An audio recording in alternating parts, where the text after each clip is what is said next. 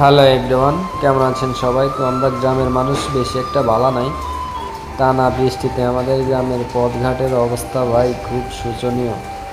চারদিকে শুধু কাদা মাটি আর জমে আছে রোডঘাটে পানি। কি যে একটা অবস্থা, চারোদিকের অবস্থা আসলে ভালো নেই। আমরা কি যে বলবো, আমরা গ্রামের মানুষ তো ভালোই নেই।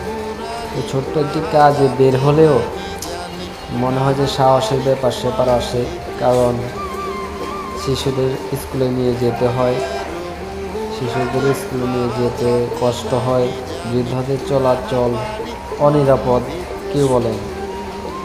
আর কৃষক থেকে শুরু করে আমাদের কর্মজীবী মানুষও সবারই আসলে প্রতিদিন পথ চলা এই বৃষ্টির মধ্যে দিয়ে।